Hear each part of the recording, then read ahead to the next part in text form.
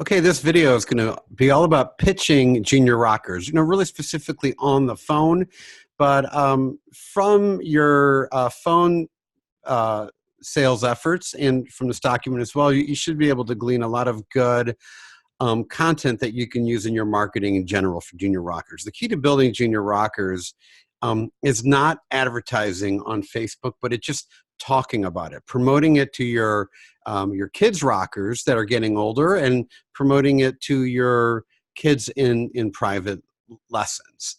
And that's really how I built my program. I try to promote it, Facebook with Facebook ads, and it just didn't really perform well there. Not like Kids Rock did. Um, just because Junior Rockers takes a little bit of explaining as to what it is, and it's maybe not necessarily clear to a prospective student what the benefit of it is. So getting on the phone with them, or using email as a way to really promote the benefit of the program is key. And at my studio, Junior Rockers, probably within about a year, became considerably larger than Kids Rock, and considerably more profitable, because people are, it's an hour class, and people are paying more to be in the program. And there's more, it's a wider age range. There are more 7 to 11-year-olds that are out there actively looking for private lessons. So some quick food for thought. Empathy and expertise lead to trust, which leads to sales. Empathy, expertise, trust. You need those three things. If you can be empathetic on the phone with your prospective customer, if you can display expertise, that person's going to begin to trust you. And if they trust you, they'll want to buy from you. And with the case of junior rockers and Kids Rock as well, is you're gonna try to redirect them away from the thing that they're calling about. They're calling about guitar lessons, and you're going to redirect them towards junior rockers. If you're empathetic, they perceive you as an expert, and they trust you, they'll buy from you. Another idea here is that people say no to your product because they don't know enough to say yes. That's a quote from Zig Ziglar, and I really love that. It's easy enough to say no if people are a little unclear or uncertain as to what it is that you're selling. Okay, so here's the outline of a pitch. I use this for pitching any program. I think of that, or memorize this acronym, RPC. R stands for reveal, P for pitch, and C for close. We'll get a little bit more, I'll get it, into that just here in a second. But before you go into the reveal portion, you want to collect information, you want to state your one-liner, and then you want to reveal, pitch, and close. So let's break these down one at a time here. Collect information: parent's name, kid's name, child's age. Those are, three things that you want to obviously have right out there in front of you. Name frequency: encourage you to say the child's name throughout the call. And in this case, the child, his name is going to be Billy. And I refer to the parent at least once by name, and typically at the end of the call. So a one-liner is, and I know a lot of you are familiar with this idea, but it's a statement that clearly explains what your business offers and how your service will improve their life by solving a problem they have. And the whole purpose of the one-liner is to stir thought and establish expertise. So you want to identify your customer's problems, state how you can help them, and then paint this sort of happy ending at the end of the story. So here's a one-liner, and you can use this, or encourage you to make up your own. But here's a one-liner I've got here. We know kids don't always love music lessons, and getting a child to practice can be a challenge. The problem isn't the child. The problem is how music lessons have traditionally been taught. We offer rock band classes and lessons that really make playing an instrument fun and easy. This helps kids develop a lifelong love of music, and more importantly, feel good about themselves. So that's something that I would say right after I get their name and the kid's name. So it might sound something like this. Phone rings, and I say, Dave Simon's Rock School. And so I'm calling about lessons for my kid. Great. First of all, a few questions. Can you tell me your name? I'm Margaret. What's your child's name? His name's Billy. Great. How old's Billy? He's 8. Well, great.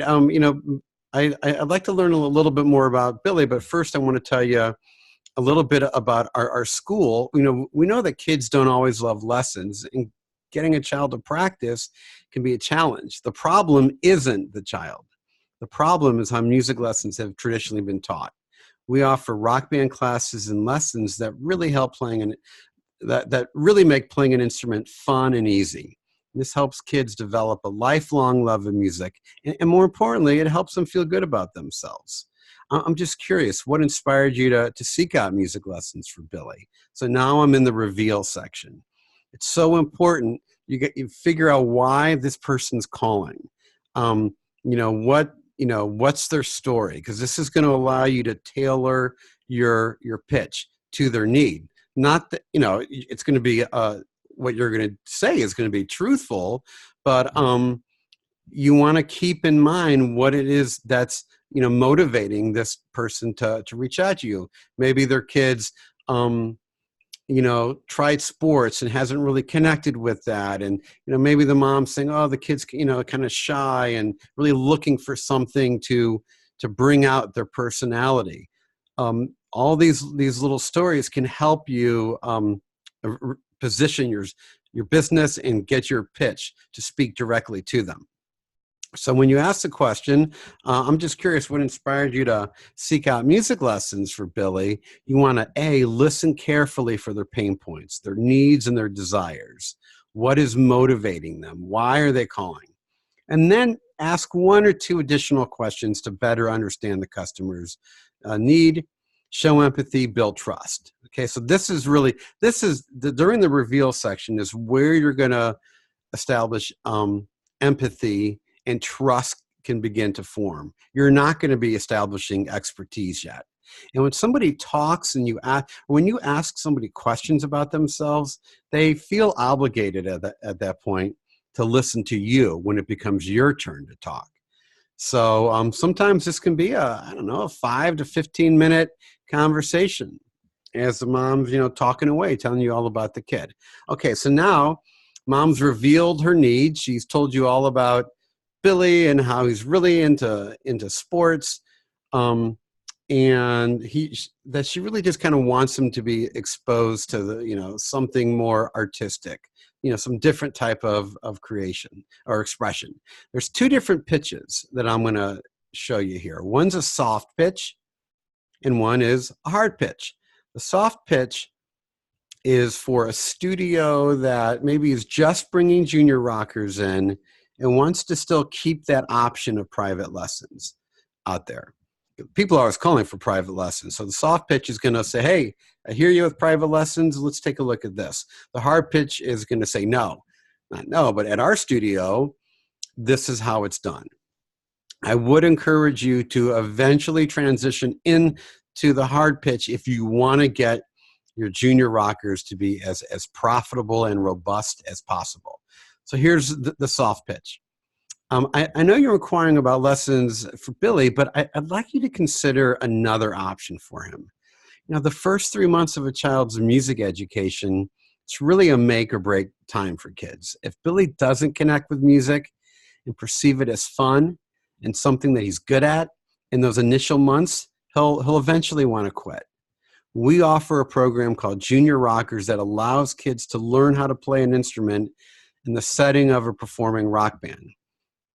Does Billy play any team sports? Mom says, yeah, he actually he plays soccer year round. Well, if a child joins a soccer team, first to see if they, or when a child joins a soccer team, they join first to see if they just enjoy the game. And if they do, a parent might opt to hire a coach for private coaching. Junior Rockerz is designed to allow a child to join the team, or the band in this case, on day one. It allows kids to experience the end result, that being performing in a concert to a cheering crowd. Does this sound like something Billy would enjoy? And mom hopefully will say, oh, that sounds great. Well, what we do is we recommend that kids start out in Junior Rockerz, give it a few months, and then decide whether you want to add private lessons on to begin fine-tuning Billy's skills. Oh, wow. Yeah, that sounds really great. And, mom gives you some feedback, and then you're going to go into the close. Well, we have some band openings on Monday at 4 o'clock and Wednesday at 5 o'clock. Do either of these times, or do either one of these times work better for you? And now you're right into the close at that point. We'll talk about objections because coming on pretty fast now. I'm like, all right, let's make this happen. Now, if mom is really digging what you're saying and really likes you because you really listen to her story and she feels like you understand her and you've clearly expressed some thoughts about, or you have some knowledge about children this age and education and what works best, the sale will happen. If there's some objections, we'll look at some of these in a second. So let's go back to the hard pitch. And this is what I did in my studio. The only difference, as you see here in bold, it says all of our students in Billy's age group start out in our Junior Rockerz program. I'm going to break, and everything about this pitch is the same. I want to kind of break down the psychology now of this pitch and why it works. So the first statement is, or maybe we should do we'll start with the hard pitch. First statement is the first 3 months of a child's music education is really a make or break time for a kid. Now you're saying something that's like, oh, wow, like I'm establishing expertise. Clearly there's some thought behind this. There's no science necessarily behind it, but I just know from my experience that's sort of the case. If you can hook him in those first few months, you got him. And then next thing is, if Billy doesn't connect with music and perceive it as fun and something that he's good at in those initial months, he'll want to quit. Now I'm just turning the heat up. I'm dealing with pain. This is exactly what mom is afraid of. All moms are afraid that their kid's not going to connect with music because they didn't connect with music when they were a kid and they hated their lessons. And I'm saying, now I'm really, it's getting emotional here at this point. And I say, well, I've got a cure. I've got a fix. So I'm kind of doing this one-liner format of like going, here's the pain. Now here's the fix. All of our students in Billy's age group start out in our Junior Rockerz program. Okay, good. What's this Junior Rockerz thing? Because I'm worried that my kid's not going to connect with music in these first, few months, and it's going to hate it as much as I did. So what's this Junior Rockerz thing? Well, it's a program that allows kids to learn how to play an instrument in the setting of a performing rock band. And then I invite mom back into the conversation by saying, does Billy play any team sports? Now mom's no longer listening, and now she's going to engage. Yeah, actually, soccer. Now she's really going to listen because she wants to hear why I asked this question. It kind of came out of left field. And then I said, well, a child joins a soccer team first to see if they simply enjoy the game. Mom's like, right. I get it. Makes sense.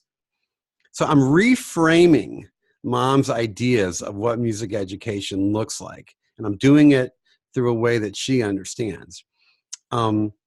And if the child does really, enjoy the game, then you might hire a coach for private soccer lessons. And mom's like, oh, right. That's exactly how you would do it in sports. Well, Junior Rockerz is designed the exact same way as sports. It's to allow a child to join the team or the band in this case on day one. It allows kids to experience the end result just like they do in soccer. Day one, they're on the team, getting ready for the game, and the end result being performing in a concert to a cheering crowd. Does this sound like something Billy would enjoy? So it's re-educating the parent. It's reframing their whole idea of what music education's really all about. And this is just really going to help, present you as an expert, because you are an expert, because you do know more about children and music education than the parent, most likely. So these are two different approaches. The soft one just kind of says, hey, here's this other option. And then the hard pitch is, this is how we do it here at our studio. That's, I eventually shifted to that type of pitch, and it really paid off in the end, big time. Really saw the program grow. Okay, so the close right after you pitch, the parent hopefully is an emotional high. It's sort of the peak moment, and you go in there and you say, "Well, we got openings on these days. This one or that one. I know you've got 4 openings, but just make it real simple. Do you want, white wine or red wine? I want that one. Great." And then they go and they buy. So let's say they object. If a parent says, "Well, we'd rather do lessons," it's a sign that they might not know enough to say yes. So ask the following question. Well, that's fine. I just want to ask you this first. Is there something about the program that you think Billy wouldn't enjoy? Now what you're doing is you're getting mom to think about it from her child's perspective. If she says no at this point, she's probably going, "Well, I don't know about that. I want lessons." Now you're saying, "Well, what about Billy? Is there something about this he would enjoy?" And she's going to think about it, because really, Billy would enjoy this more. Unless Billy has some severe social anxiety and just doesn't do well in group, settings. But most likely, Billy's going to be into it. Listen carefully to the answer. Reapproach the sale from a different angle if the parent doesn't seem to fully understand the program. This is the case, go into program details at this point. Listen for parent making signs of affirmation. Cool. Things like that. You're like, okay, I'm getting mom to where, I can now shift back to the sale. If it's silent, then, mom's maybe just kind of checking out and not listening. If the parent gives you a firm no, then, okay, back off and go into private lessons. So here's program details of Junior Rockerz. So let's say, mom's like, "I don't know, maybe we should just start with private lessons." And then now you can dig in a little bit about the program details. There's no emotional content here. All the emotional content was on the front end. Now this is hopefully going to push mom over the edge to say yes. And here we go. Junior Rockerz was created by a music curriculum developer so kids could have instant access to playing music. We're able to accomplish this through easy-to-play music containing parts for both the complete beginner and the more experienced musician. The kids in the band also write their own lyrics, giving them a sense of accomplishment and ownership in the music that they play. Junior Rockerz reverses the educational process by making Rock Band a child's introduction to music and private lessons a destination. And then, then try to close there. So here's some additional talking points that you can use. But again, just to kind of summarize, you want to reveal the customer's need, pitch the product, and close the sale.